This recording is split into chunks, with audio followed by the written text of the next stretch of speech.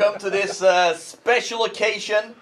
We're situated somewhere outside of Stockholm, Rock City, and it's going to be a special evening, morning, midday, depending on where you are in the world.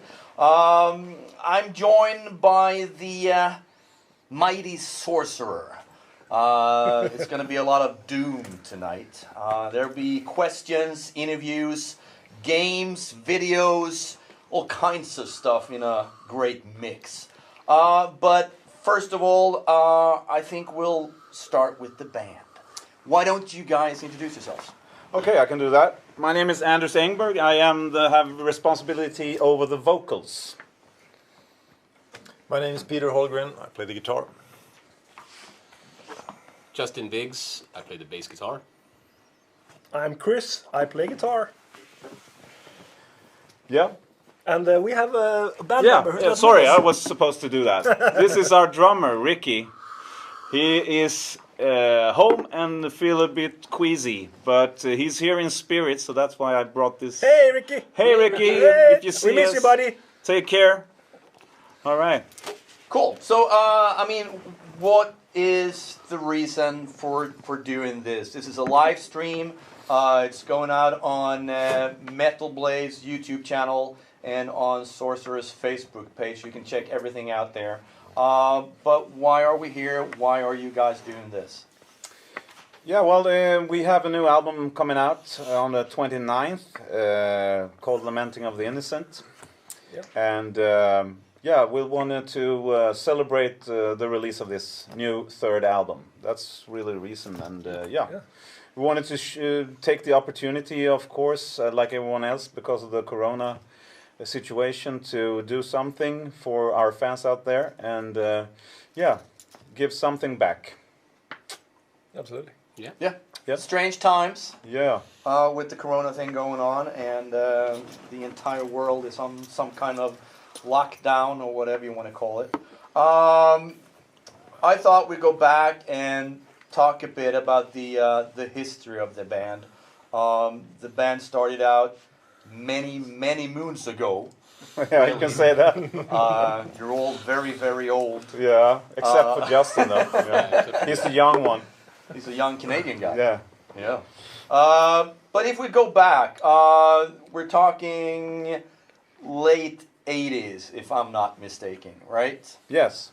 Joni, you were there. I was there. We started out kind of 87, 88. Can't really remember the exact day, the year. And it was from the beginning, the three guys, me, the old drummer, Tommy, and the guitarist, Peter. We started out, we didn't know what we were going to play actually, so in the beginning it was sort of doom, thrash, speed, metal band. Cool. And trying out, and we thought in the end that we're going to play more heavy music, inspired by some of the bands that we liked a lot and listened to a lot back then. I have some albums that is really important in the history of Sorcerer.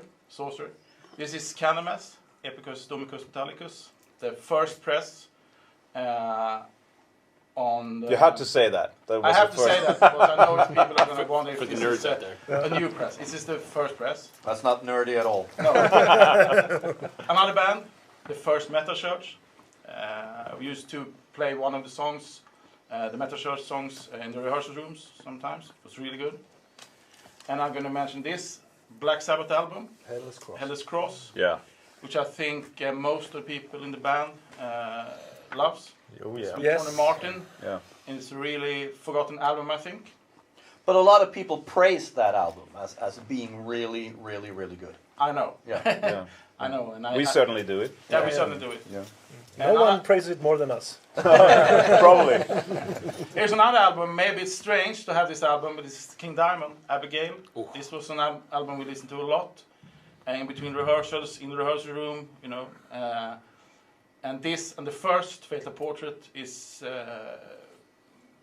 main. I mean, besides all the others, this is maybe not, what you think of when you think about Sorcerer, but this is a really important album. And the last one, the fifth one, is South of Heaven, and especially the title track, which is really heavy, doomy, and this is also an album we listened to a lot back in the days. We started a band, and then we wrote some songs, and I met Anders through a friend of him, and we asked if he wanted to join the band. He was in another band at the same time, so he sang on the first demo and wrote everything, the lyrics, and wrote in another guy, Mats, who played solo guitar, and then we released the first demo tape back in '89. The only demo tape back then who has color sleeve. Yeah. The first song we ever wrote together was "Born with Fear," I think. Yeah, I remember That's that one. been an icon song. We played it not too long ago, and we're probably going to play it again sometime. But that was really my first step into the doom genre, and I was, we were good friends, and it was quite funny for me to leave my comfort zone as an AOR singer, more like a hard rock AOR singer, and going into this was a special thing for me. Yeah. Yeah. And then we changed drummer, and in come Ricky, who's now in the band, and we got another demo with more songs, and then the band split up. Yeah. And then back in like 94 or 95, I was contacted by John Perez from Solitude Eternus, another great doom band from USA, and asked if he wanted to. He asked if he could release our demos on a CD, and then this thing was released '95 by him, and and then Nothing's been the same since. No. But then, I mean, back then, the money came I rolling was in another band, Anders was in another band, and we had split up, and then in 2007 or 6? Yeah, something like that. We got asked to reform, do one gig in Germany. 2010. 2010. Yeah. And the Hammer of Doom festival. Yeah. We first said no. I said no, actually. Johnny called me at work, and I was middle of my career, and I stopped playing live, and kids and everything. And he called me up and said, "Hey, they want us to make a reunion show down in Germany." And I said, "I'm in middle of this," so I said no. And we didn't have a band. We haven't met the other guys at all. But then I thought to myself, I mean, it's Oktoberfest, of course, a lot of beers in Germany at that point. And also, I thought about, why should we call the other guys? I know me and Johnny had learned to know so many great players. So I called them up and I said, if we don't bring in the other guys, I don't know where they are. So we couldn't find them even. So we started talking to people around us, Christian, of course, and Christian had a friend called Ola Englund that you all know. He owns the guitar brand Solar, and is also a guitar player in The Haunted. The Haunted, yes. And then we had a drummer that I forgot the name of now. Why did I do that? Robert Iversen. Robert Iversen on drums, of course, yes. Friend of mine since long ago also. And we just rehearsed a couple of times and went down there, and we were surprised and blown away about the following. We had a really good spot. Yeah, I think we played at 8 o'clock in the night. The first band on stage was Ghost, actually. Yeah, their first gig. Their first show ever, at this show. And I saw that show, and I was, fuck, this is really cool. Mm-hmm. I never heard them. I didn't know who they were, and see what they are now. We're still at the same, somewhat. No, we have progressed some, but that was really, we were amazed. There were people from all over Europe. People from Italy, people from Greece, coming up to us. I mean, the audience, about 1,500, 2,000 people, screaming out the lyrics, know them much better than I did. And we just stared at each other on the stage after a couple of songs, and what is this, And then we got to do another show in Athens half year later, Up the Hammers, after this, and that was a great success also. Greece is fantastic for us. and has been since we started playing again also. For sure. And that was, you know, the final nail in the doom coffin, so to speak. We said after that show on the airport, we need to do an album. And yeah, we started, you know, working on ideas from that. And that was In the Shadow of the Inverted Cross that came out of that. So, and here we are, yeah. But I want to go back, if we can go back, because I know that, which I didn't know until a couple of years ago when I think I interviewed Johnny, that Sorcerer ended up on this vinyl album that the number one rock show in Sweden back in the mid 80s, late 80s books. Yes. Which I think if you were into metal and hard rock back in those days, you listened to that show every week, and he played all the new bands and all that stuff, and he had cool interviews and all that. But you ended up on, he put out what I think was a vinyl album of demos, which he thought were like the greatest demos around at the moment. And you ended up on that one. Yeah, with like Born with Fear, I think. It's Born with Fear. Like it was 10 bands and 10 songs. Yeah. Like the best demos that was out there back then. That was really weird because I mean we got some kind of spotlight on us at that point, you know, and we, although we did that, we disbanded, you know. It's strange. But we were really famous at that point. It's very true. It's very true. You know. But you have to remember back then it was like 10 doom bands in the whole world. Right. Yeah. And there was like thrash metal was, you know, slow fading, and there was death metal was coming. So a doom band back then, it was like Solitude Eternus, Candlemass, us, Vitus, Count Raven. It was like, you know, Pentagram. Yeah. It was rarely that any bands played doom metal. Like now. So yeah, I was into Sunset Strip at that time. So. Poison. Poison, absolutely, absolutely. Great looking band. Okay. No, but you also did a show. I think that the first time Entombed played as Entombed. Yeah, I believe. We played in a suburb to Stockholm called Rinkeby, and it was Entombed, first gig as Entombed, Carnage played there as well, later became Dismember, and then I think it was Mestro, thrash band, with Connie, who's now involved in the band, and it was Therion. Yeah, actually that was the first time I met Anders. Okay. And then I don't remember. And we have, that's cool. And we have 3 members now who played in Therion, Anders and Kristen and Ricky, who did it before. And it was Afflicted Convulsion, I think. That was a good lineup. It was a good lineup. If you look at it today, you know, it's like, wow. It was maximum 100 people there. Yeah. And they throw stone at us when we left. The police. The police had to get us. Not you know, the spectators, but the kids outside. Okay, you know, of course. They chased us away. Wow, that's hardcore. Yeah. It's probably one of those shows.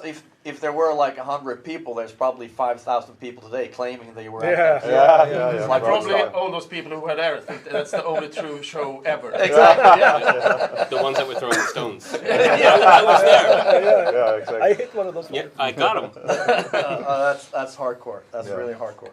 But also, I mean, the new album then. It's called Lamenting of the Innocent. Where do you come up with a title like that? Was that the Canadian dude? Yeah, exactly. I think I had to Google too.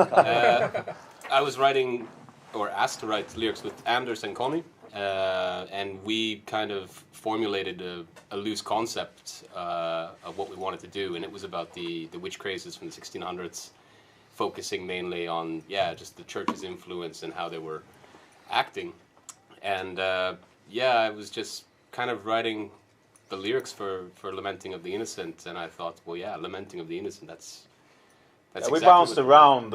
You know, we didn't want to. We didn't know what we would call the album. We had all these lyrics and songs written, most of them, and we bounced them around, and we kind of been used to have long album titles. Yeah. So I know that was an issue that we talked about. We can't just have a short word. We need to have a bit, you know. Maybe we can, you know, ease it down a little bit, but we need to have a long title. And and Lamenting of the Innocent is exactly what we want to portray in this album. You know, the suffering of the innocent. Right. Yeah, Really. they were. Yeah, it was a persecuted demographic, I would say. So I mean, it was only natural that they were lamenting. They probably weren't feeling so great Right, at that right. time, and there was like 9 million people that died. I don't know the exact number, but around 9 million people. Yeah. Mostly women. Yep. So I mean, yeah, and they were totally innocent as well. So I mean, lamenting of the innocent was just. Yeah, that was just something I wrote in, and it kind of stuck. Yeah. But yeah, it's not in any ways like Pink Floyd's 7 small creatures grouping together in a cave in the paint. But something long we needed anyways. Yeah. But how do you usually work as a band when you're putting an album together? Is it all by themselves coming up with stuff, and then you kind of regroup and, you know, telling the others, well, I've got this riff, I've got this, and then you put it together? Or how does it usually work when you make an album like this? Well, we gather riffs together and write songs. I mean, me and Peter, we write a lot of riffs and a lot of songs, you know, and then also Justin and Johnny, of course. And what we do is we put the demos together, send them off to Anders and Connie. The melody guys. Yeah, the important guys. Yeah. And then they, sometimes, I mean, they come up with vocal melodies. Sometimes they rearrange the songs completely, cut them up, and He's pissed off. it's a difficult thing, you know. It's very hard to hear something which you thought was, oh, this is going to be awesome, and then it's and rearranged, and it's like, whoa, what? Sometimes you have a bridge, and then me and Anders think, oh, this is going to be a great chorus. Yeah. So then we just rearrange the song, and then we hope you don't get mad. And that was Have we changed it too much? Yeah, probably. Right. yeah, that was actually, And then Peter starts calling. What have you done to that song? but it's a free process as well. I mean, because when Anders goes into the studio with Connie, they kind of just sing some made-up bullshit lyrics just to kind of get the groove, get the feel of the song. But hear those demos. We have those demos. We'll release them on a special edition later. That's the kind of stuff that fans want. Yeah. But On cassette. Yeah, hell yeah. In But 20 you want years or those, so. But those demos and those scratch vocals and stuff like that. That's fun. But it was that's what made it really kind of like writing lyrics and stuff like that. When you have the melodies there, it just kind of flows. You get the vibe of the song. So for me, that was actually a new way of working for me and Connie, because Connie and I, when we work, we're pretty efficient. We come up with a title that we think suits the song, and then we write the melodies and the lyrics at the same time. Actually, we have a long list with cool titles. Yeah, it's like 100 titles that we, you know, only like, you know, the cool stuff, dark forces of whatever. But that's how we usually work. But now when we progress and, you know, we make albums and we got new members and things get thrown around a little bit. And so this time we decided to just do bullshit lyrics to get to set the, you know, rhythm of the words and the phrasing. And the feeling of the song. Yeah, and the feeling of the song, so we could present something. And then Justin and I and Connie started to write, you know, the lyrics after that. So yeah, that's new, but otherwise it's the same. But I'm thinking with being a guitar player, you come up with riffs. How often does it happen that you come up with something really cool just to 5 minutes later realize that, oh, we already did that? Does it ever happen? That happens, absolutely. Yeah. And it happens like, oh, this is a cool riff. Oh, someone else did it. Right, yeah. Sounds familiar. Yeah, exactly. Or if you know, one of us digs it and this is original, and then some other guy in the band says that's Iron Man. Yeah, that's Iron Man. That's too close for rock and roll. Absolutely, it happens. It happens a lot. Yeah. And then the most often what happens is you come up with a riff, and 5 minutes later you realize the riff is shit. Right. Yeah. That's very common. Yeah. So, yeah, it's an ongoing process. We really try when we write melodies. We really try to, you know, go away from the classic doomish vocal style in melody. It's more like hard rock or heavy metal. Try to make, you know. I think that's a kind of our trademark. We try to make hit songs out of the doom songs somehow, with hooks and great big choruses, and so when you start to hear a riff in a song, maybe you feel like, oh, this is just like Candlemass, but when the vocals and the melodies come in, it's a totally changed picture. So But also, I mean, who has? Is there anyone who has like the final say in the band when it comes to Me. songs? You think so? Yeah. Okay, let him I would love. I would love to have the final say. Yeah.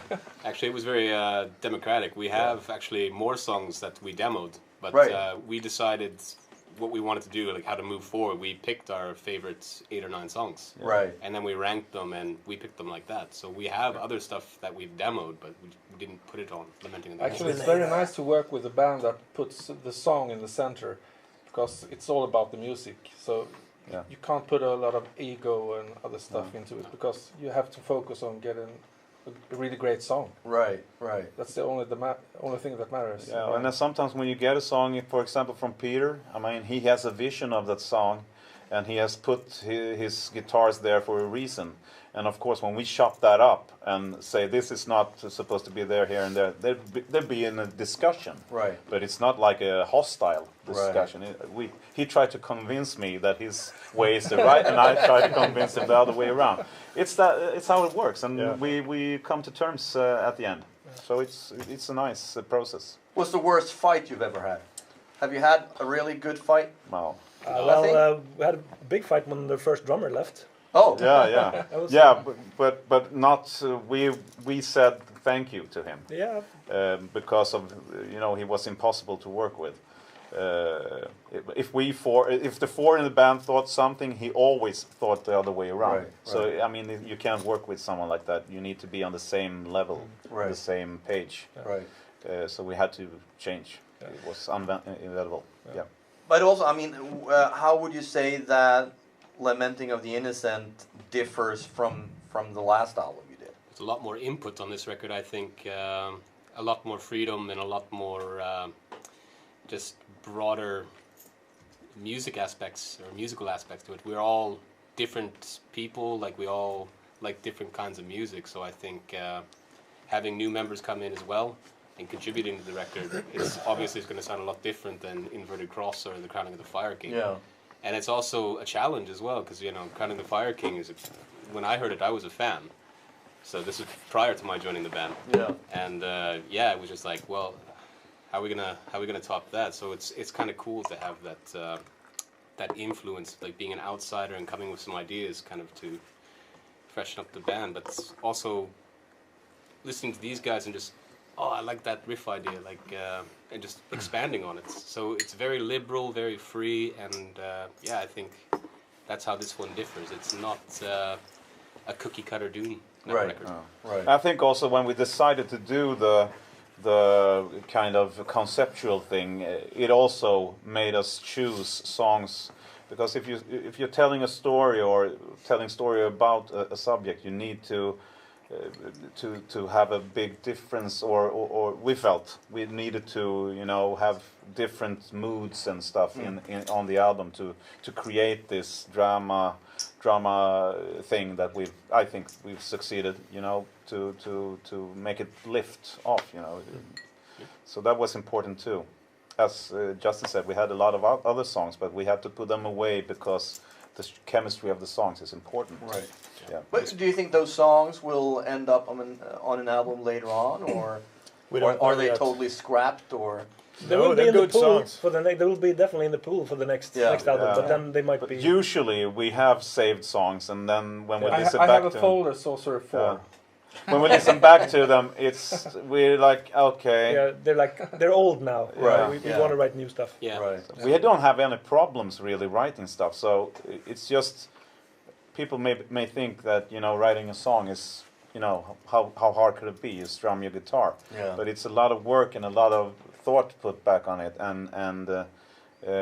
but we are what I want to say. We have been fortunate to have people in the band that are really good at writing songs, and they are productive. Right. So we don't have. I don't feel any anxiety about that at all. So. Right.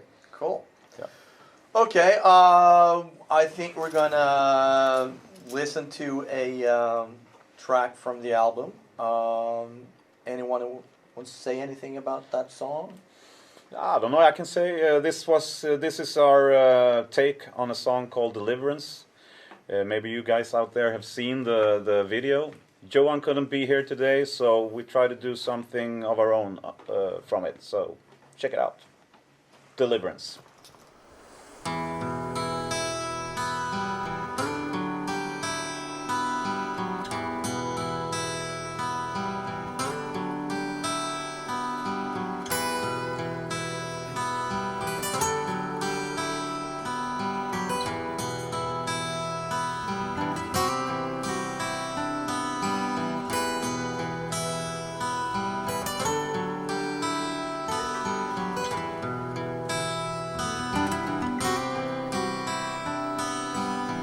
Is there still hope not too far in time, where this madness could end? A place in time for peace throughout this land. Hopeful we stand.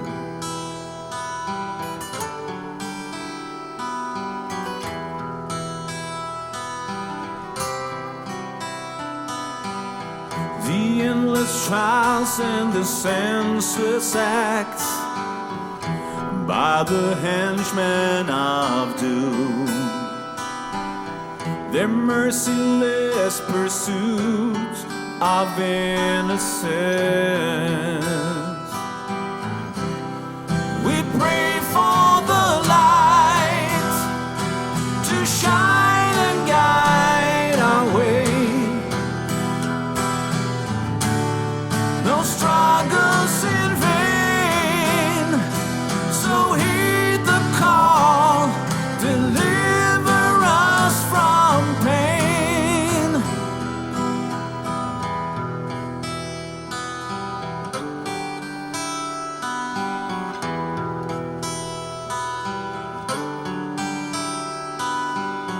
Where have the brave and the heroes gone? They left us in solitude, and we stand alone, shattered by despair. We pray for the light to shine and guide our way. No struggles in vain, so heed the call, deliver us from pain.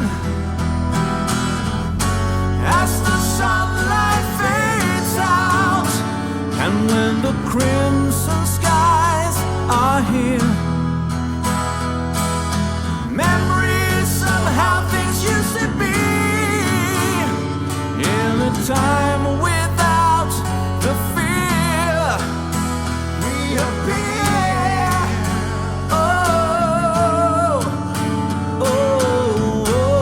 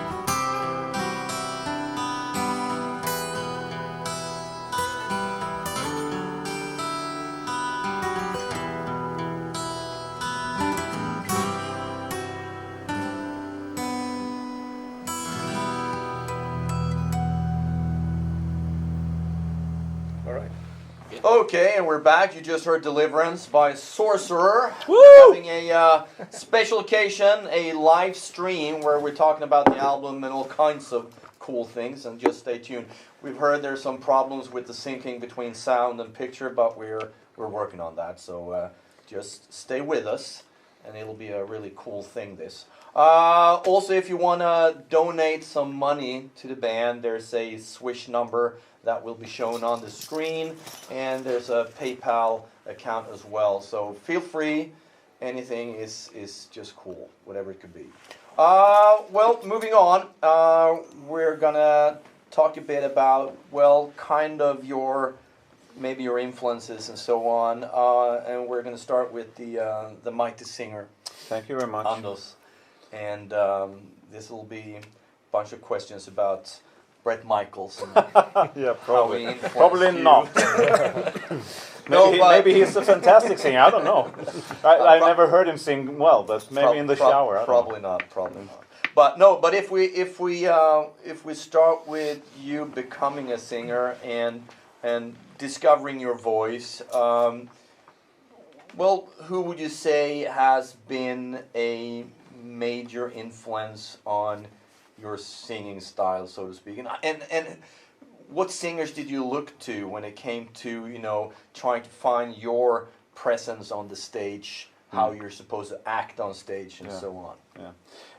Well, there is not one single singer, of course. It's difficult, but in my, when I grew up and started listening to hard rock and was interested in this, I listened to a lot to Rob Halford, Jeff Tate, Glenn Hughes, Dio, and of course Tony Martin, which is one of my absolute favorite singers. And I heard comparisons a lot of times, but I think that's more how the style of music we play is in that direction, the Tony Martin era, Black Sabbath. But those are the guys that I listen to most. But there are so many good singers. I mean, Eric Adams, Manowar, is also one, amazing singer. But yeah. So when I started, out singing, I wasn't. I'm not schooled or anything. I started out singing in school choirs and stuff like that. And I noticed that I like to be on stage, and make a fool out of myself. And I got a question from when I went to high school. When I was 16 years old, I got a question from a classmate of mine that was a friend of Johnny's, I think. Or no, sorry, that was later. But another friend of his that wanted a singer in a like a garage band, beginner's band. And he asked me, and I said, why do you ask me? Yeah, you told me you like to walk up on stage, and you sang some. So I tried out, and after that first tryout, I was sold, So I really wanted to do that. And yeah, well, that's the history of it. And how I perform on stage, if I have any heroes there. And I would say, the expression of... Rob Halford, Tony Martin, Dio. I'm not running around doing splits, or That's Peter's job. yeah. So I want Diamond Dave. No, regrettably not. I would have loved to be him in the 80s, but no. But so I try to extend the vibe of the song really. And because we play heavy, also it means that you express yourself in a kind of big way, That's to convey the message in the song, I think. Right. Yeah, that's it, really. Cool. Yeah. Christian, some of your favorite guitar players. Is it all Yngwie? Yeah. 80s Yngwie, Yes. his 80s output is untouchable. Right. No one is going to be able to touch it ever. I think Peter will agree with me also. Oh yes. Yeah. So yeah, you don't have to even talk about him. He's such a high standard, such a landmark. But there's always, others. Eddie Van Halen as a rhythm guitar player, for instance. Amazing his tone and everything, timing. Michael Schenker, Uli Jon Roth.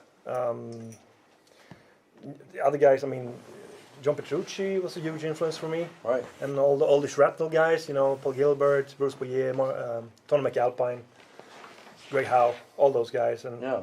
yeah, there's so many good players. I mean, even today there's amazing players. I mean, some of the Swedish guys are amazing. I mean, Fredrik from Opeth, amazing, Right. amazing player, Yeah. and Per Nilsson from Meshuggah, Scar Symmetry. Yeah, awesome. So there's so many. There's a lot of people to steal ideas from. Right. Well, when did you find? I mean, when did you find your style? What? I don't know. I don't know if I found my style, but that's difficult. I think someone else has to answer that if I have a style. But yeah, but I think maybe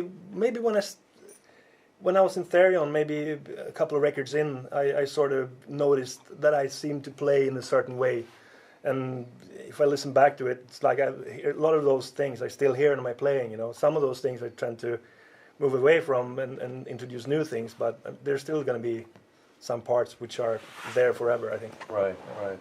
Have you ever met any of your heroes?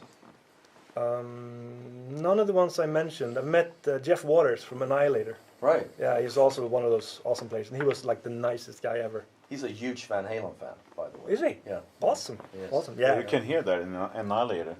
It really shines through. Absolutely. No, but I love Jeff. His both his rhythm playing and lead playing is outstanding. Yeah.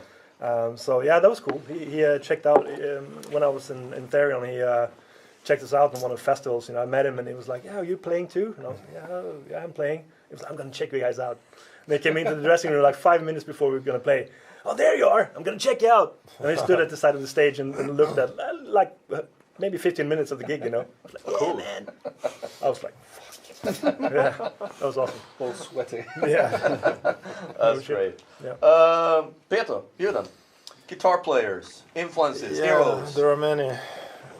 There are really a lot of great players. Too many to mention, but I think almost we have same background. Me and Christian, all the 80s guys and the Shrapnel guys, and Yngwie and John Norum, the other Swedes, Thomas Larsson. Yeah. Kim Marcello. Kim Marcello, yes. Started with Ace Frehley, Kiss. Yeah, really cool. And I also like Wolf Hoffman, except one of my early influences. Right. And I must mention also Angela Rock from King Diamond. So Right. Huge influence when I was a kid. But Ace Frehley, is that, because I'm no musician and nothing, I always wonder, because a lot of guitar players always mention Ace Frehley as being like an influence and so on, but I mean, was that more of the look of it with the makeup and all that, or is he actually a great guitar player? He's the coolest. But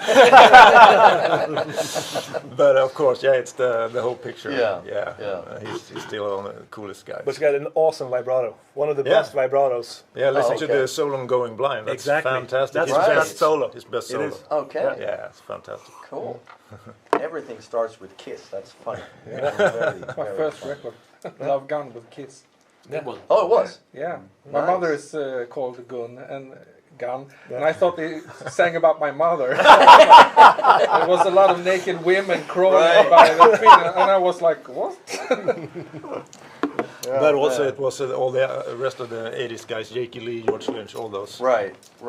All those. Now you mentioned everyone, I think. Yeah. I hope so. But that was so different in the 80s with, as you mentioned, Tony McAlpine and all these guys, and there was this whole scene of shredders, I guess you could call them, and it's pretty cool that a lot of them are still here, I think. So Joe Satriani and all these guys. Vi.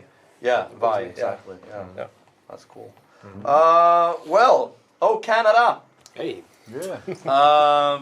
Bass players then. Yeah, bass players. Gene Simmons. No.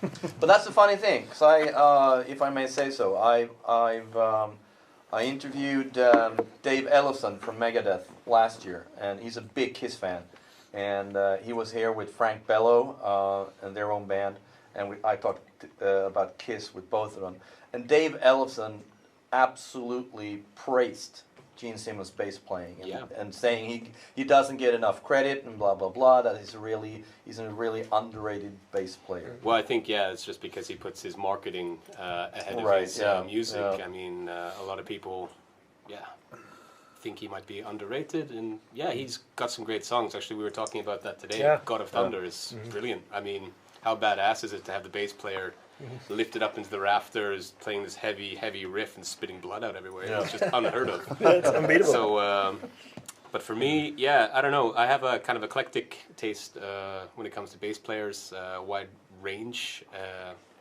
You know, my parents were big into music, so you know, when my father would go away and he would go to sea trials and test boats and stuff because he was an engineer on them. So he'd be away for long periods, but when he came back, we had this tradition. The Saturday that he was back, you know, the family would get together, we would listen to albums, and I got to pick out like 5 records. And the first record I picked out happened to be Paranoid by Black Sabbath. And I remember hearing the War Pigs intro and thought that that was such a cool sound. The bass on that, like, you know, just going boom, boom, like underneath everything, just sounded so badass and cool. So, yeah, for me, that's where it kind of started. Black Sabbath is one of my all-time favorite bands. I'm getting more into the Tony Martin stuff now, thanks to these guys. Yeah, because he can't be in the band if he doesn't like that. Right. So. But, yeah, and I mean, I don't know, you probably see it. I have my bell bottoms on and my blue jean jacket, of course, and that's because I'm a huge Cliff Burton fan. Right. So when I heard Ride the Lightning, especially Fight Fire with Fire, that opening track was just, it bowled me over. Yeah. So, and the very first gig I ever played was in Tilbury, Ontario, for a crowd of like maybe, I don't know, 150 kids. And we actually played For Whom the Bell Tolls. Oh, nice. So that was my very first song I ever played live. Cool. So it's my little tribute to Cliff, because I never got to see them live because I'm Right. too young. Right. But other than that, yeah, so many cool bass players. Like I said, Chris Squire from Yes, I love.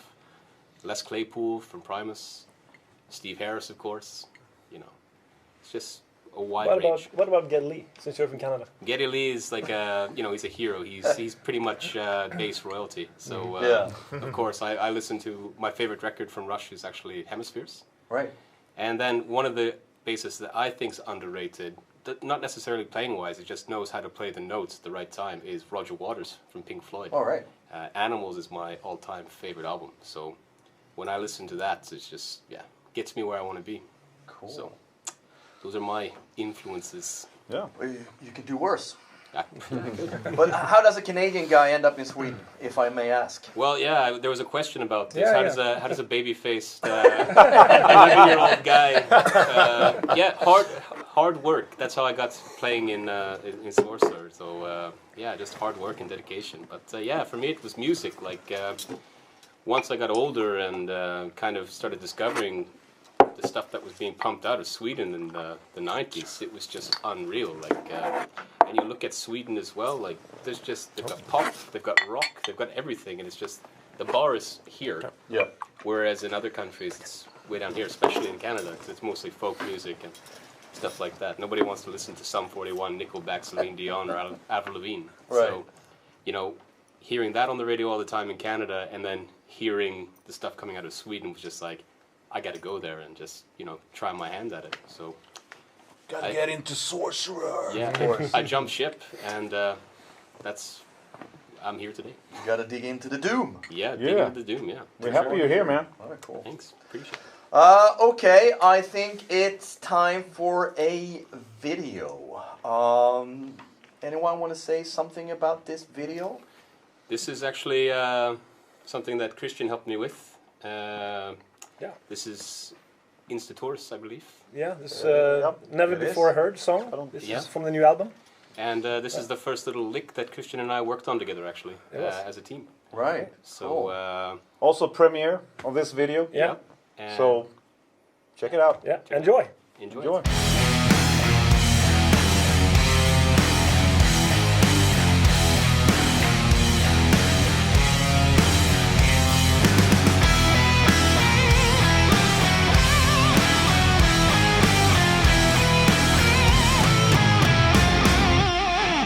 He can feel the dark and all the hate within his soul. In his weakness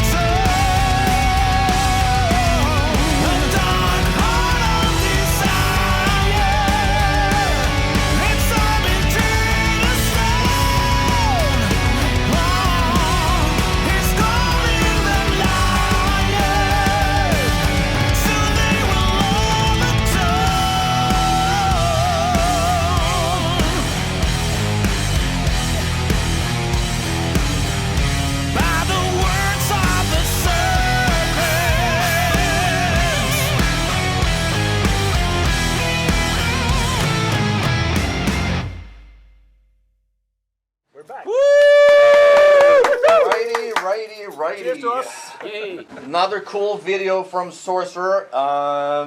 We're on Metal Blade YouTube. We're on Sorcerer's Facebook. Check us out. And there was some trouble with the Swish number, but it should be corrected by now. So please feel free to donate any kind of cash you got. All the cash you got. Of course. I think we're going to talk about the actual album now, the physical release of Lamenting of the Innocent. It is a really cool title, I have to say. It's a cool title. Johnny, what can you tell us about the album and the release of it? Unfortunately, due to the corona virus, some parts have been delayed, so we have to move it forward 1 week to June 5th instead of next Friday. We have vinyls, different colors. We have the You CD. can see them here up in the corner of the picture. Yeah, we have the CD. We actually have a copy here. Yeah. And we have a box set with all the videos for the songs. The music, of course, and some other cool stuff in the box. And the good thing is that if you are listening to on Spotify or iTunes or another streaming service, it's going to be released next Friday as planned. But the physical is going to be released June 5th. Yeah. Exactly. Is it always as exciting when you have that final product in your hand, when you have that vinyl or the CD in your hand? For me, it's like I look at it, I read it, and I put it in, as okay, another one, Right. more or less, Right, yeah. But it's different. I think for everybody, it's different, probably. Now I've been, writing songs and been on a lot of albums, so for me, it's not the same as when. Actually, this was released back in the days because this was like, not that rare. You didn't release that much, but Right. it's always fun to have the physical copy. Yeah. Yeah, I think that is kind of like, the pinnacle of the whole process is when you get the album in your hands, And for me, like being a reborn vinyl freak, I mean, the vinyls for me are really, really important. But I thought you were about to say being a newborn Christian. Yeah, I thought so too. well, that one happened. Yeah. So we're sad about that, of course. But 1 week, guys, you can You hang can in still for 1 order week. it though. You Yeah, just yeah. don't get it. Right. You can get it from the web shop. You can see the number, the web address in the lower part of the picture there. So go in there and order. Yeah. Of course. And there's more. Justin, Yeah. more cool stuff. I have this this box that we got from. Let's see here. It says, well, Sweden, but it's very well packed. Anyways, It's the mother of all boxes. it's very well packed. Because we couldn't unbox the stuff that are delayed, so we had this surprise coming in today. So we can unbox something. So, yeah, this is our first reaction to this. We haven't seen these actually. Some plastic here, very exciting. And what do we got?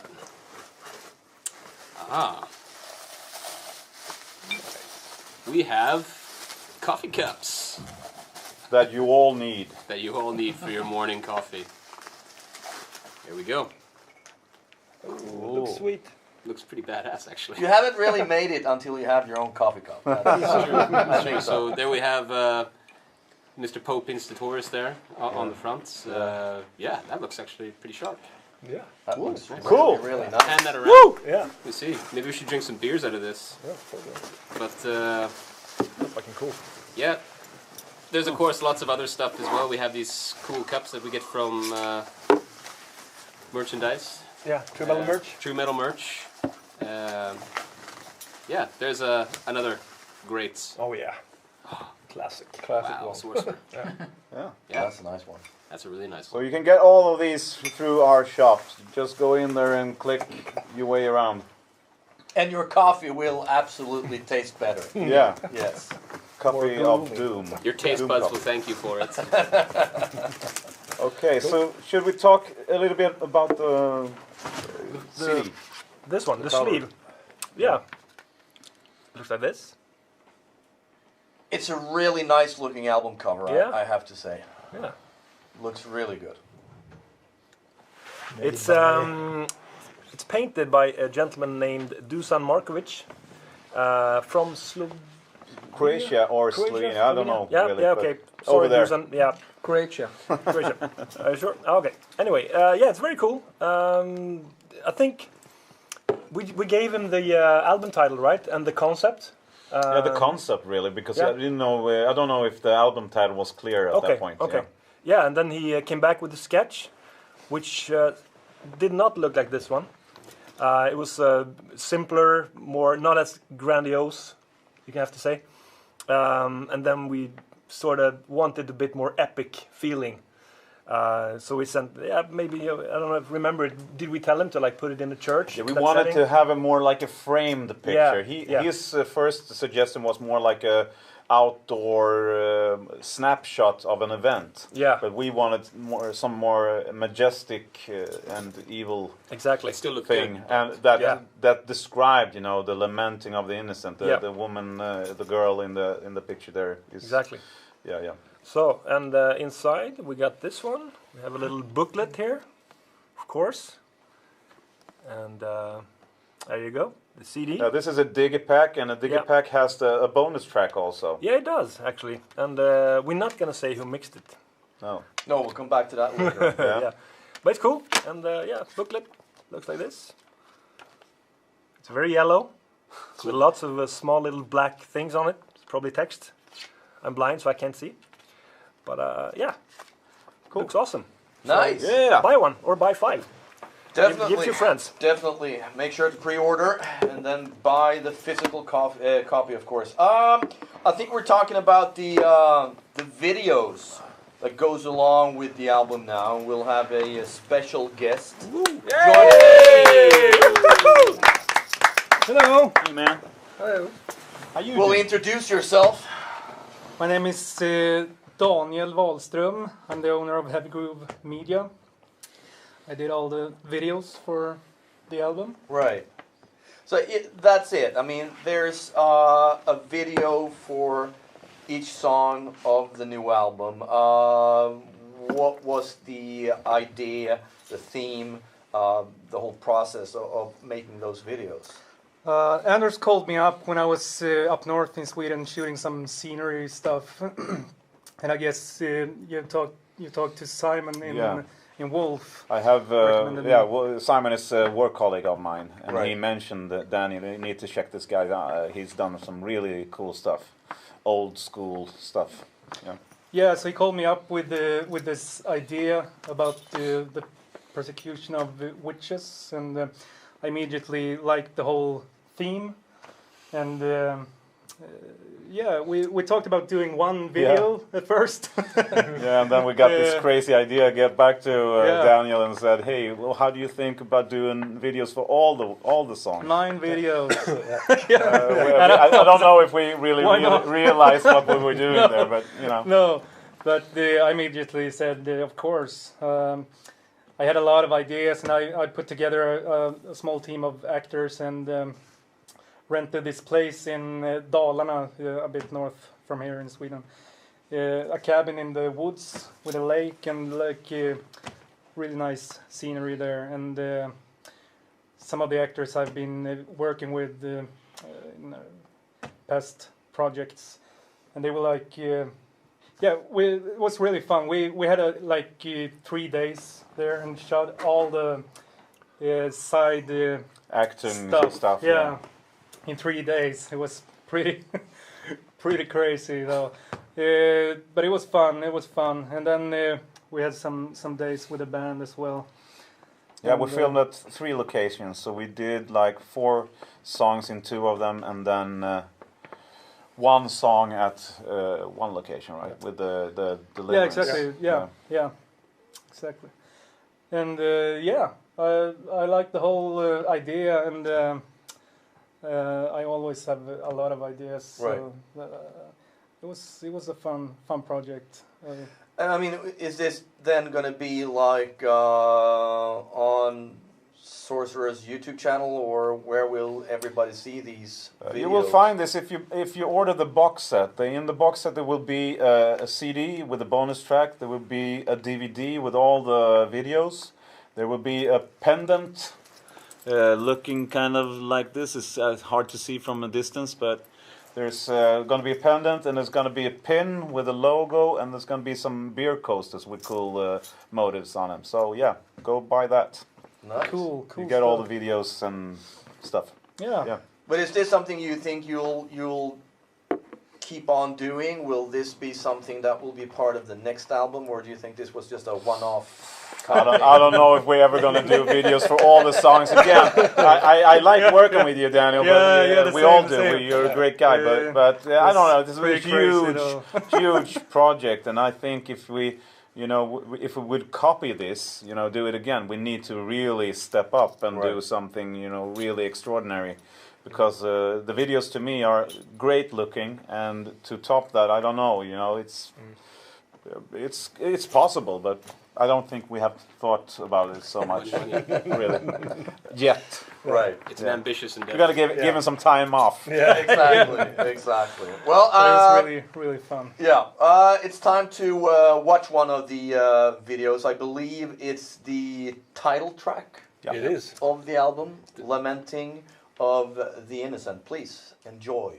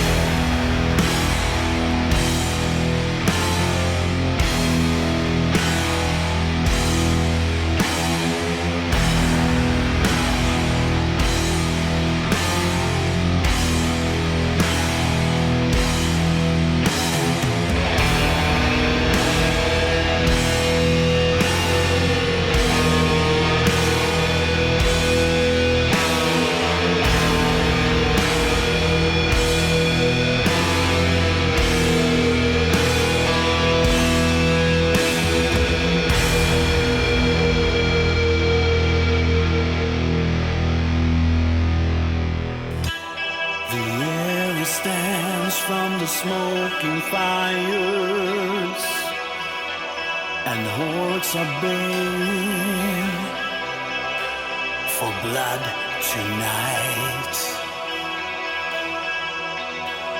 The torment lingers on, the pain grows closer.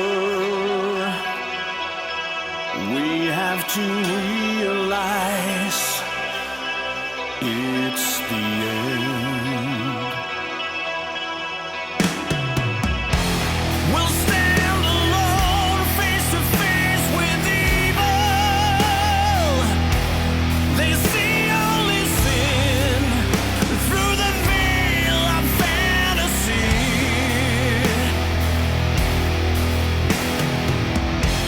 The darkness comes without a warning. We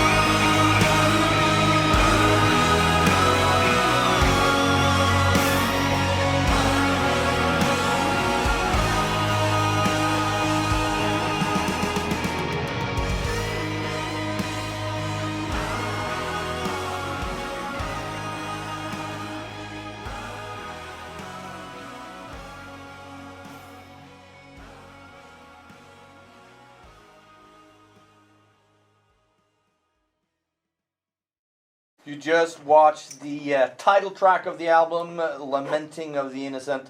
Great video. A huge shout out to the woman in the video who took it to another level. Maya. I must say, yes, that was killer in every way. I think we're doing a bit of a Q&A right now. People are asking questions, and I'm gonna turn it over to Connie. Yeah, there's a lot of people asking on YouTube about the growling in this song. The growling. Yeah. Yeah. That's that guy. That's just the Canadian guys. Canadian growler. Wow. Yeah. How do you sound like that? I don't know.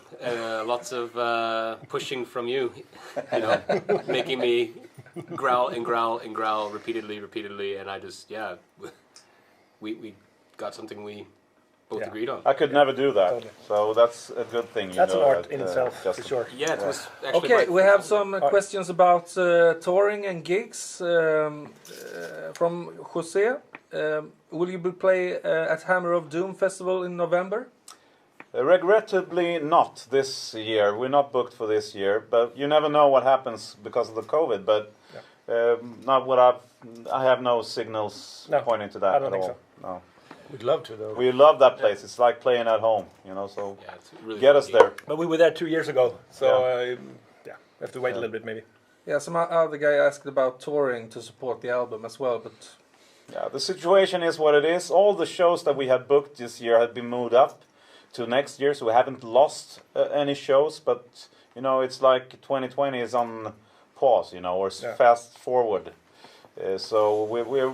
I know our booking agency is looking into shows or a tour by the end of the year, to the fall or by the end of the year. But we don't know how Europe and this COVID situation is. So we're just, you know, like everyone else. Trying to figure it out. Yeah. Musical lockdown. okay, sorry. I'm scanning through all the comments. People are really drunk and have a lot of fun on YouTube. I can tell you. Yeah, Well, that's good. That's good. nice. really nice.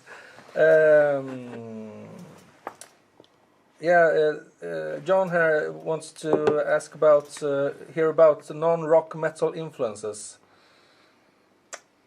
On the album. Yeah, The non-rock metal. yeah, the non-rock. okay. Yeah, I don't know. There are plenty. I mean, all of us are influenced by different kind of music, you know, Yeah, all sure. from jazz to opera to prog, pop, you know. So, Yeah. I mean, our melodies are really melodic, even though they have a melancholy sound to them. They are really melodic, and when Connie and I work on these melodies, it's important for us to really dig down into what the sound of the song is and what the melody should be in compared to that, so to speak. So we get that right feeling. The mood is set. yeah. If on the you melodies. get the goosebumps, then you know. Yeah, exactly. You're on the right track. There's a lot of high-fiving going on in the studio. Actually, yeah, well, that's cool. Perhaps one more question Yeah. here from metal music from across the world. I'd love to know about what emotions are felt during creating such a brilliant track as that one. Truly incredible. Yeah, it was. Thank you. Thank you you. very much. It was. Yeah, I sat at home one night and I was bouncing ideas off of Anders, and we kind of came up with the concept of how we want to write that song. And it's basically, it's almost like a dirge, like a funeral dirge. It's meant to be melancholic, and it's meant to evoke some sorrow. Initially, that's why they. Yeah, and actually, it's the first. The chorus is the first one we recorded, I think. Yeah. When we After demoed. we done that, then all was like. Yeah, because we were a little bit anxious first when we started writing the third album because of the two other albums being so well received. And we got a lot of ideas, and the guys sent us ideas, and me and Connor's like, oh, and how are we going to do this? And then it just like broke loose like an ice, what do you call it? You know, it's just like an icebreaker. When we did the chorus, then it was like, okay, this is going to be good. Going to work. Yeah. Yeah. So it was like, yeah. That's what it is. Okay. Last one, or? Yeah, we have. Okay. It was something about the guitar rigs, of course. I think. What were the guitar rigs for the recording? Pretty interesting how different solo sounds were between Christian and Peter. That's kind of lost today. Yeah. We used. I used the Kemper profiling amp for all my solos, and for all melodies and all my guitars, except for the rhythm guitars. The rhythm guitars are reamped by our producer Ronny Björnström, and I think Peter's guitars are plugins. Yeah. Yeah, and rhythm guitars, and so it's two different sounds. Yeah. Cool. Anders, you're now gonna. It's Yeah. not Brett Michaels. I'm gonna introduce. I called up a secret guest here. Have an opportunity to talk to one of the big icons of the music industry and of our, a main figure in our music taste. Mr. Max Norman here. How do you do, sir? How are you, fellas? Are we good? We're trying to do this via FaceTime. Oh, what kind of shenanigans going on there? So, Max, you and I known each other since back with 220 volts, and you started, contacting me and really enjoyed Sorcerer. You had the opportunity here to mix our bonus track Hellfire. How? What's your opinion of that song? Yeah, I love it. Well, I'm a big Sorcerer fan, so, what can I tell you? Everything you guys do, I think, is really good, and I'm kind of honored that you let me mix the track. I thought it was very nice of you, and I really like the track. I listened to it again the other day. Sounds really good, and the rest of the album sounds really good too. Congratulations, guys! Thank you very much. Thank you. So when you got into the song, how did you feel that you should approach it?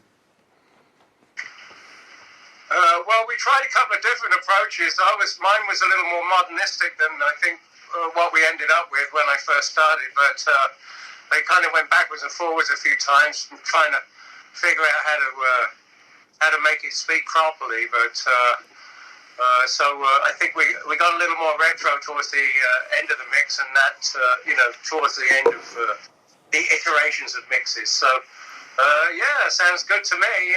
Whatever works. And a strange story about that. The day after I mixed that, I woke up and I had this beard, so it must be some sort of Northlander something going on. You caught the bug. The Sorcerer's Apprentice, I think, is what I am. Yeah.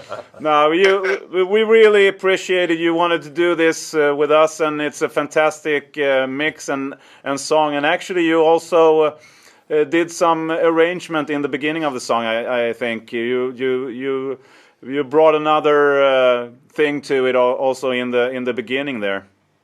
Oh yeah, we made an arrangement change. I heard a couple of things, and I suggested that to you guys, and so we left it with the edit and listened to it a few times, and then I guess everybody just said, yeah, it's good, because we never went back to the original way that it was. It was just moving some pieces around in the intro and some fading stuff, and I just thought it might help to make it a little more interesting, and I'm glad that you guys liked it, and always ready to throw in an idea here and there, although most of them suck, but occasionally one that sticks. Okay.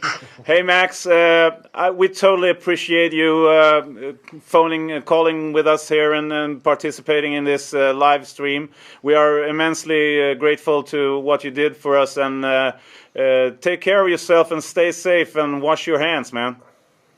Yeah.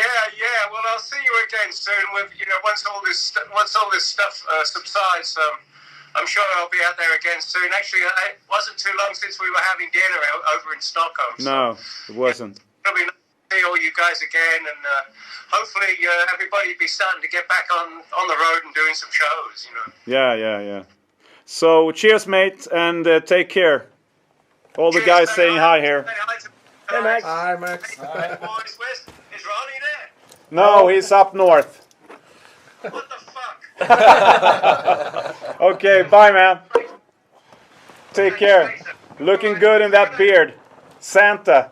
Bye, man. Okay, Mr. Max Norman from where is he based? Los Angeles or New York. New York? Yeah. Okay. Way to go, Max. I think we're supposed to talk a bit about guilty pleasures when it comes to music, and as someone asked before, I think the influences of non-metal or non-rock music.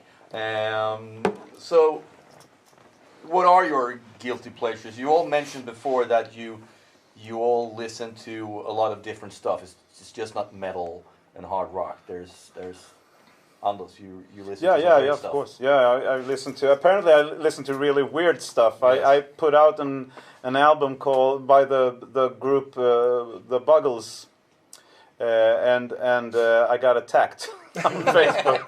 But I really like that. It's an 80. They did a mega hit called "The Radio Killed the Video Star," and I really like that album. It's they have a lot of like effects, and there are galloping horses, and they build up a kind of a mystique in the album, and I like that when it's not just hit songs, and like it's really interesting. And you should look at it and listen to it more, Andy, if you're watching. So don't be so. Don't be shy. Well, liking the Buggles but not liking Poison is really weird. I don't know about that. Poison is very unlikable.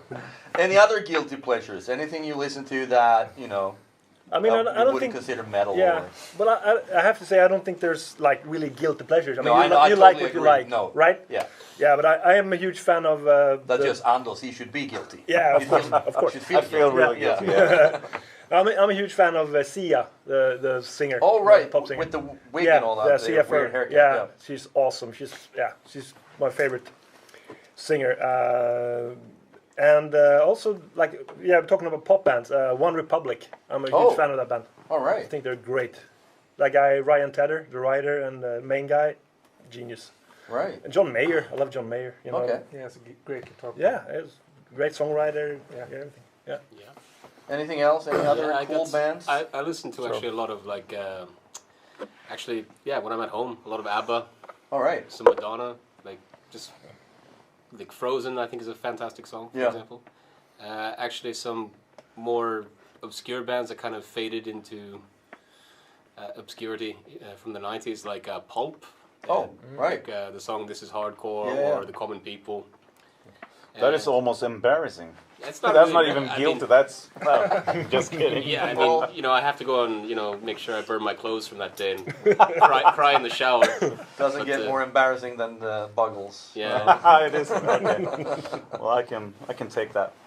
But I mean, do you can you actually see that listening to stuff that is completely different from the music you play, that you actually can take or be influenced by that stuff and somehow, I don't know, Project get that into your music somehow? Yeah. I think it is. it is. Sure. And also, I think a huge part is also arrangements ideas. You know, Yeah. I mean, if you look at some maybe typical Doom arrangements, I mean, there's lots of parts, and but we tend to write like at least sometimes. I mean, there's an intro, verse, chorus, and there's like a short. pop Yeah, it's a structure, pop yeah. structure. Yeah, and that's we like that stuff. I mean, I love songs which are also like 10 minutes long. Yeah. That's fine, but sometimes you want to, get to the point quicker. Yeah. Oh yeah. And yeah, that could be one of those. I think things. also we like the kind of old school hard rock albums from the 70s,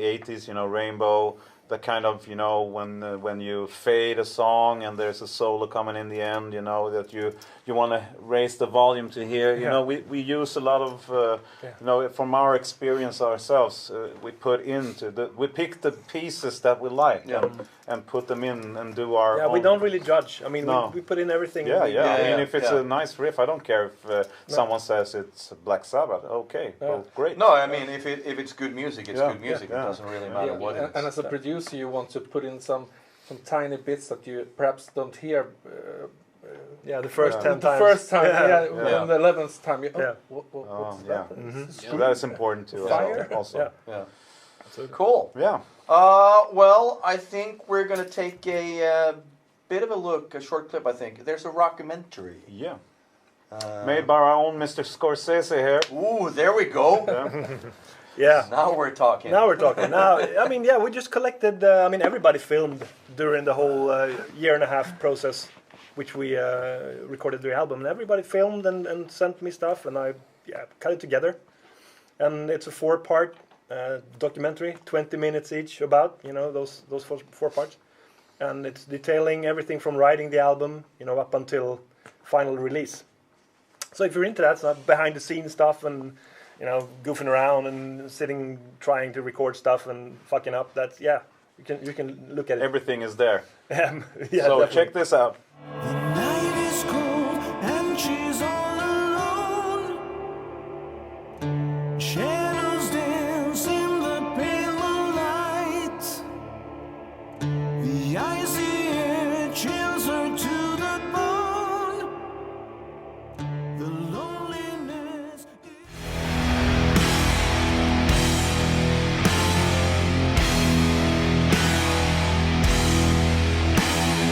When the songs came together, it was apparent that they would be great songs.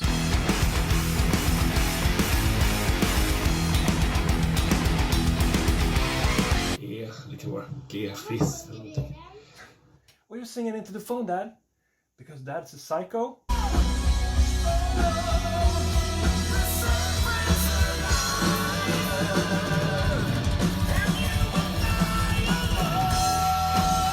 I was gonna spend a lot of time rehearsing for this album, put a lot of thought into the drum parts, etc. But eventually it ended up with a lot of improvising in the studio.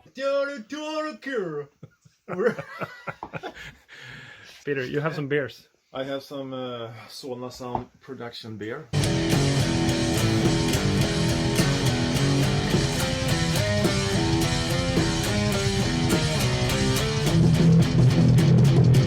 Need to be on the right channel, of course. Idiot. First half was shit.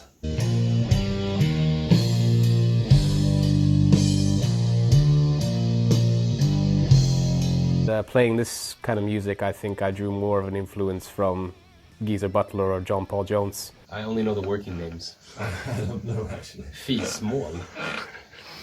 Okay.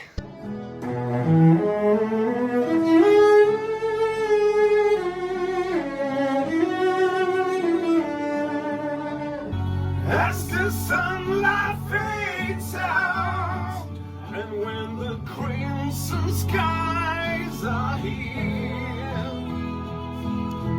memories of how things used to be. A golden mic, of course.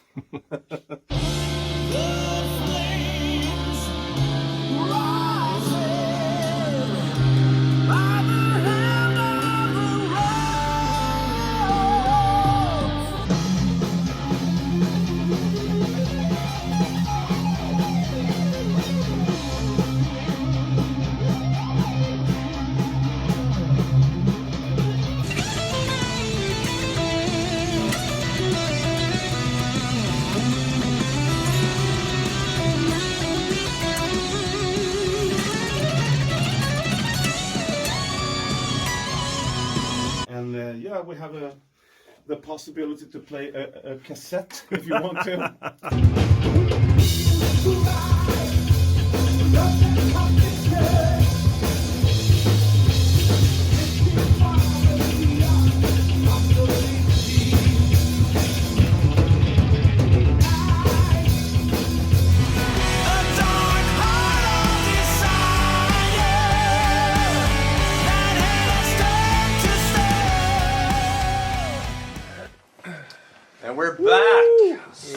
over this special live Mr. stream. Scorsese! Nice job, man. I see an Oscar coming. Yeah, for sure. Definitely. That was Taxi Driver. I think we're going to do a bit of a competition here, and I just want to mention again that there's a PayPal account, there's a Swish number on the screen now and then, and feel free to donate some money to the band. But a Wheel of Fortune. Yes, this little thing here. We're going to now try to interact with our viewers. And the thing is, it goes like this. We're going to ask a question. John is going to ask a question. And the first right answer that pops up in the chat, where you can... Are we talking Facebook now or YouTube? We're talking YouTube. YouTube. You need to be on YouTube because Facebook has been fucking up all the time. So... Okay.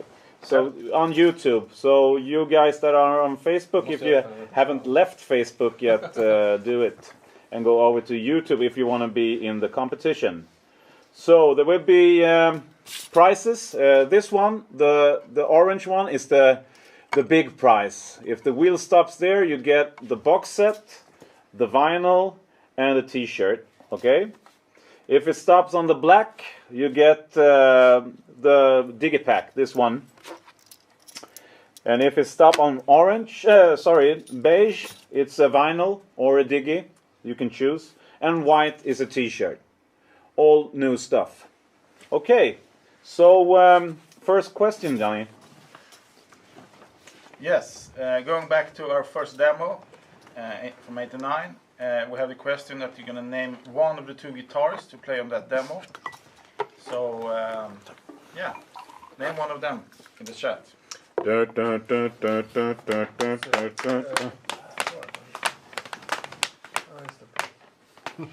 Nobody knows.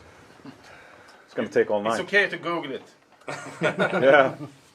Work! Is it okay with just the first name or just yeah, both? we have a winner here. Okay. Woo! Here's Johnny. GHF. Aha, okay. JFH. Yeah. Okay. Okay, so JFH. JFHF. Okay. Yeah. Okay. So we're gonna spin the wheel. Yeah, you take control of that guy so we can give him the prize. And now So fingers crossed for the orange one, right? Yeah, let's spin it.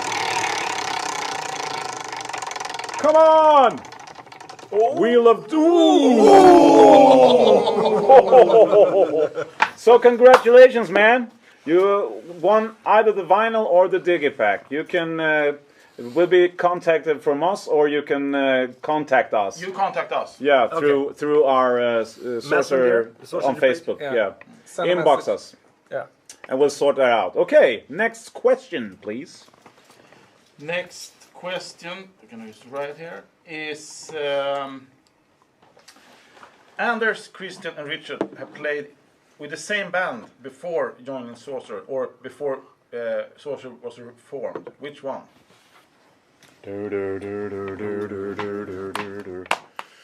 Tick-tock, tick-tock, tick-tock. Yeah, we have a winner. Hey! We actually have some friends of us who is winning now. Democracy from Greece. Wow. All right. Shout out for Democracy, a great band, doing band from Greece. Yes. Cheers, guys. Yeah, so whoever's running that account right now just won themselves something. yeah. Okay, so we're gonna spin now. Are you ready? Here we go. But it also means if you win a vinyl, you have to play a cover song. Whoa! Very close. Oh, white this time. So you win a T-shirt to share, all of you. Take a triple XL or something, so you all fit in it at the same time. Okay, great. Congratulations, guys. Yeah. Cool. Next question. We released an EP called Black some years ago. It's simple. Just name one song from that EP.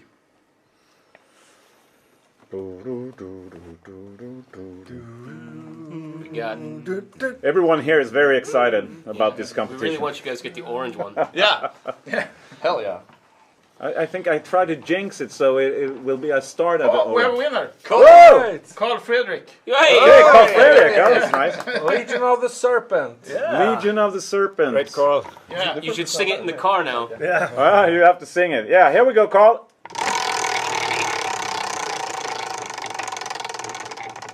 Come on, come on, come on, come on, come on. Oh. Wow. What again? So a t-shirt, Carl. We get in touch with you and you get the t-shirt of your liking.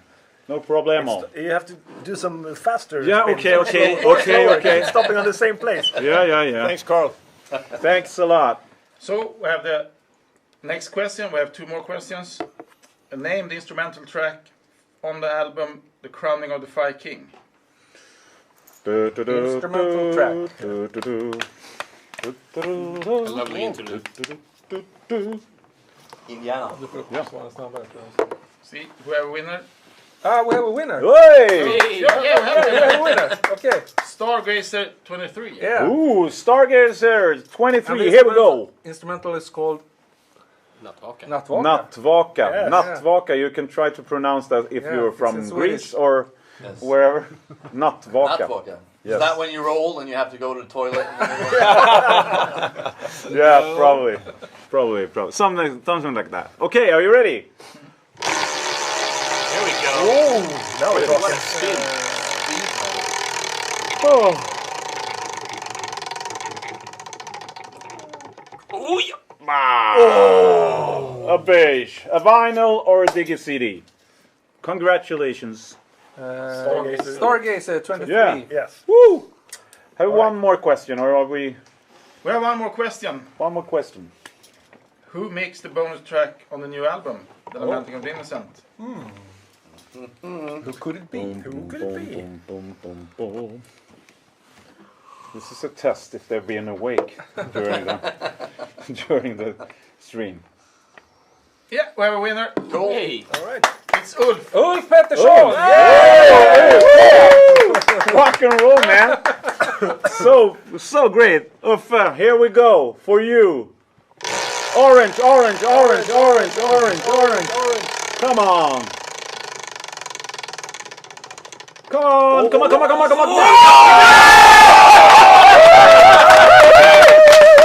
a great thing. That Wonderful. was the crowning of the competition. That's actually a really good friend, and he's been helping out with titles and stuff in the past also. So yeah, great. He's actually the former singer in Metro. Yeah. Congratulations to all the winners, right? Yes. Cheers. Well done. That was Cheers. really nice. Cheers. Cheers, guys and girls. Cheers. Up the irons.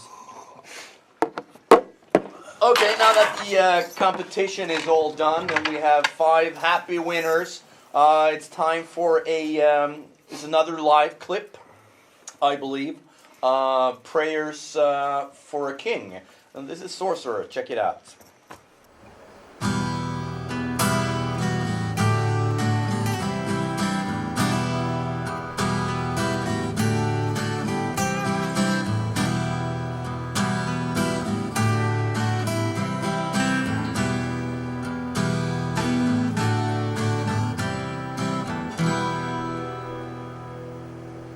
A desolate wind whispering his name. I searched the battlefield from the castle wall. Broken arrows, swords and blood-stained shields.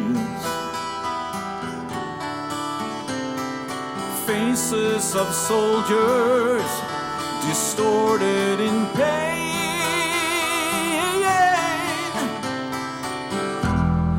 Through the mist, I see the black steed of the King. If God exists, please give me strength to honor a ring.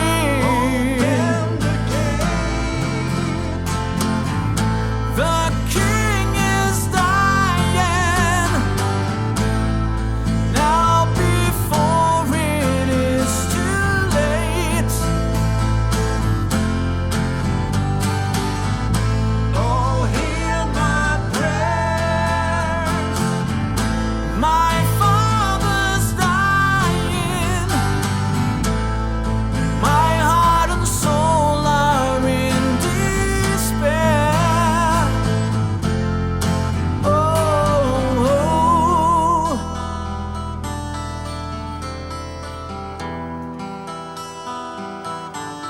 remember his name. Now hail the new crown king. I claim my legacy as I take revenge. Fear my vengeance, now pardon, no remorse. Burning with fury, hell will rise again.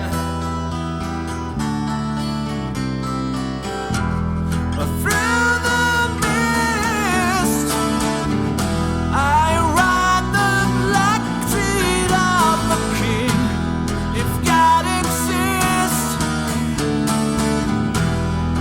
give me strength to honor the ring.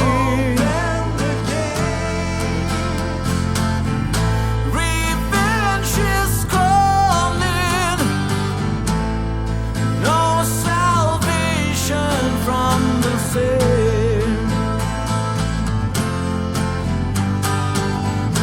Oh, hear my prayer. The angels are calling. My burning heart is in despair. Whoa.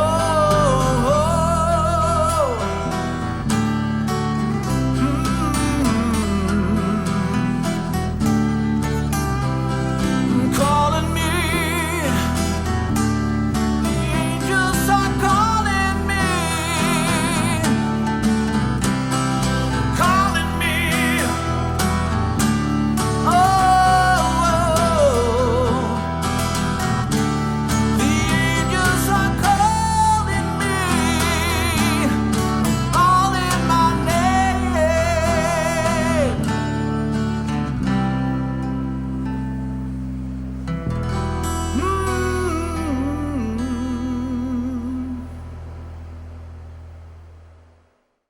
Alrighty. Okay. Yes. We're back. Back in Sorcerer. business.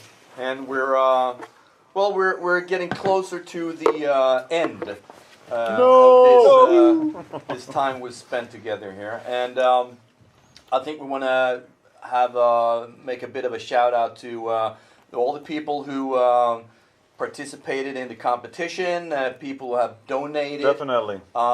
Metal Blade Records, people working behind the scenes. Yes. Yeah, Daniel behind and the Richard. scenes, we got Daniel, of course, and Richard. Come on, show yourself. There you go. Yeah, don't be shy. Come This on, is our come on. Show yourself producer. to the world. Yay! So yeah, thank you very much, everyone. And thanks to Richard also for mixing the songs. Richard Exactly. Engborg. And Tack, we should Richard. also mention Ronny. Ronny Björnström, of course. We were supposed to have a short interview here, but the time is too short to squeeze him in. But we love you, guy. Anyone else? Mothers, fathers. Show Ricky And of again. course, Ricky again. We miss guy you. missing We in miss action. you, buddy. Yeah. Oh. Yeah. Cool. Well, I think we've talked about it before, but the live shows.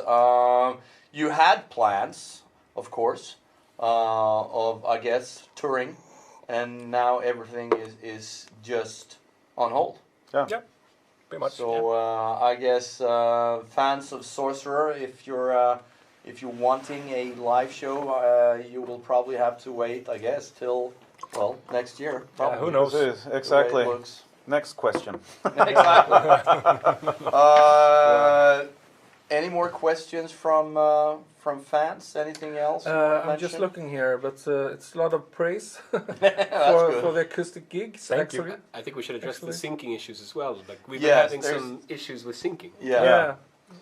Sorry about It that. happens. Yeah, We're going to apologize. try to take this down, not the whole town and this place, but we try to record this and adjust the lagging somehow. Seb Digato wants you to do a full acoustic version of the album.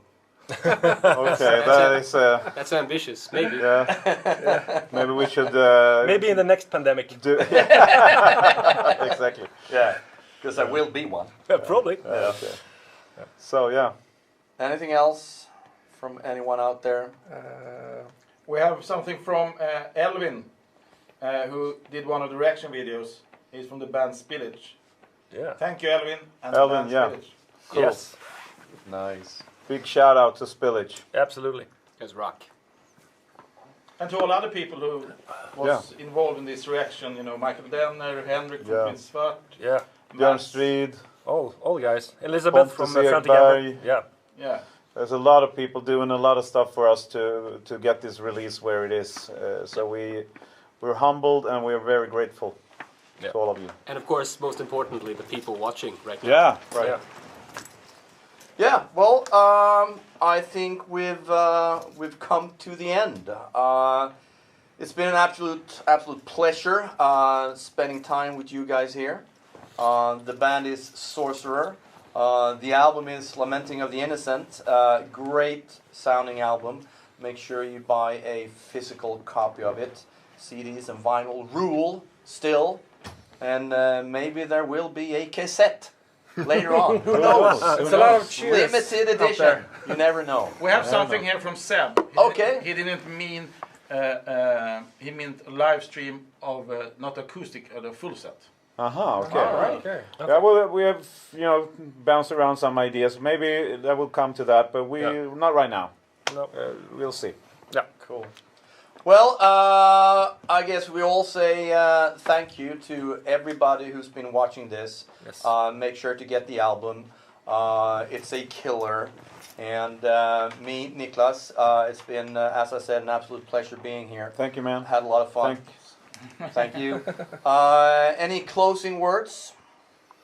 No, you said it all. I think we're very happy with this album, and we want to go out and play as soon as possible.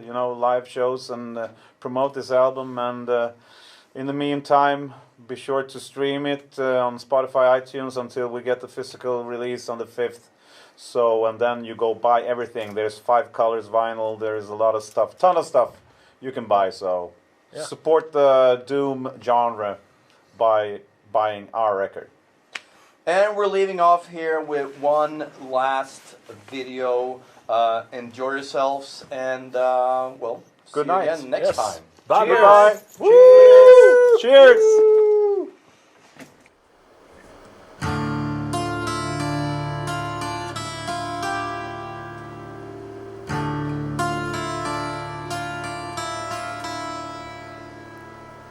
The night is cold and she's all alone. Shadows dance in the pale moonlight. The icy air chills her to the bone. The loneliness is filling her with agony. She's doomed to a fate without hope. The flames rising by the hand of the rose.